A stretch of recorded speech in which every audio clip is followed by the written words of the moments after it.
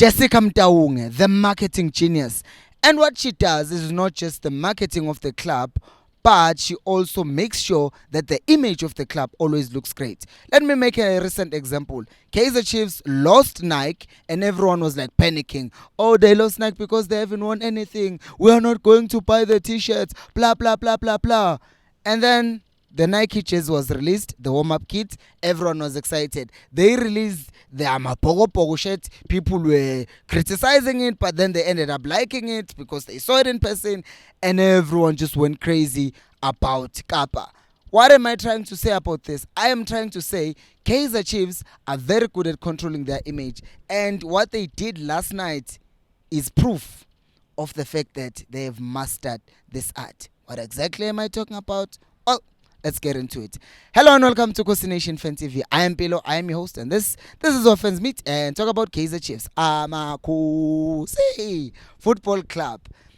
Donna Jansen, who's the right winger? Lungile Nkosi, who's the goalkeeper? Siyabonga Kumete, centre back, and Ntando Nkosi Nkosi. All these players have been suspended. By the way, Ntando Nkosi Nkosi, he's listed there by Austin Titlo. Oh, I can't even say his surname correctly, but Austin is a good and renowned journalist talking about the players who have been suspended by Kaizer Chiefs. And this is a big statement because if you are going to suspend a player like Donna Jansen, because we're talking about this player, how we can solve some of our problems in how we score goals and all of that stuff. Yet when he refused to be a ball boy, Chiefs did not say, oh, you are Donna Jansen, you are a future prospect, we're looking forward to what you can do for the club. They're like, no, we're not going to be disrespected by the likes of you. They put him on the suspension list. Same thing with the two guys that left. Utitecha and it was the same thing. They were like, yeah, you're a good prospect player. We're looking forward to having you in the club. But if you're going to disrespect us, go. They did the same thing with Umtak. Even Ukumete, we're talking about Usiyabonga Kumete being a potential future captain, how disciplined and leadership qualities he has. Bench. Lungile Nkosi, we have a problem in our goalkeeping department. Suspension. So all of these players, you can see that Kaizer Chiefs are pushing the agenda. It's not the agenda actually. They are holding on to the fact that we're a big team and we are not going to make players tell us what they want to do.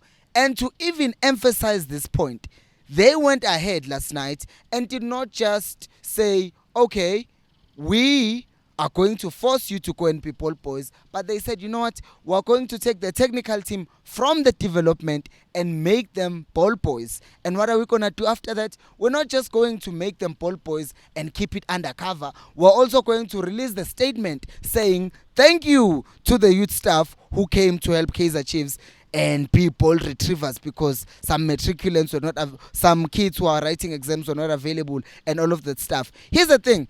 I don't think they did this because the other kids were writing exams. That is true. It's happening. Kids are writing exams. But they could have still hired some other guys from us.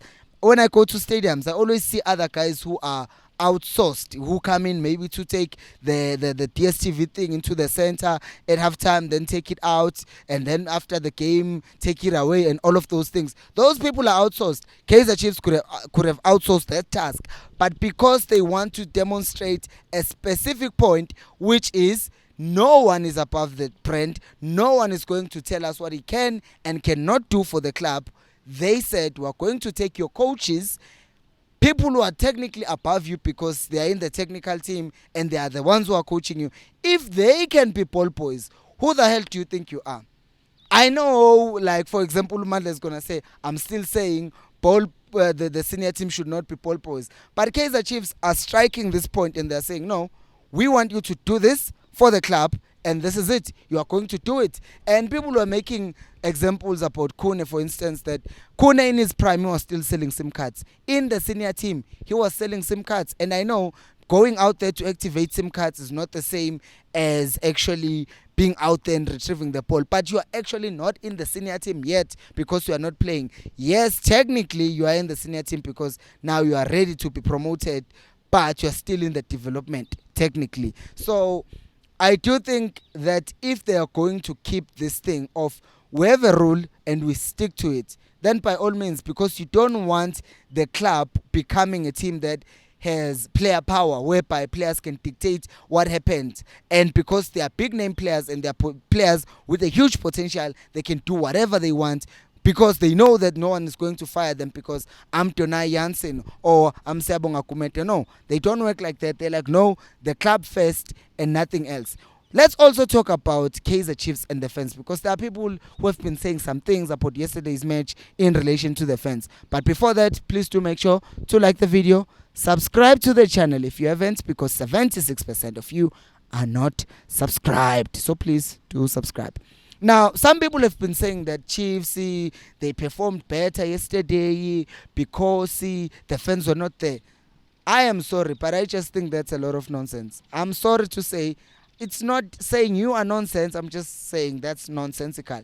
Because Chiefs did the same thing they do in any other game. Start the game well sometimes, and then after scoring the goal or the second goal, we relax or we are tired. How is that different from when the fans are there?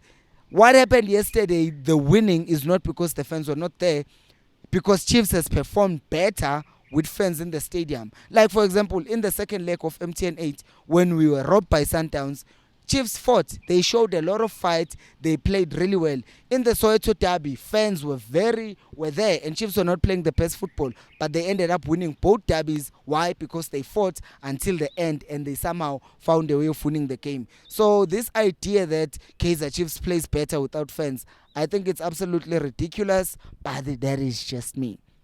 Thank you so much for watching. What do you think about this whole thing?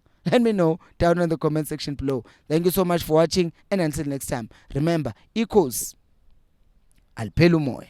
Load shedding. It's dark, so I have to stop recording.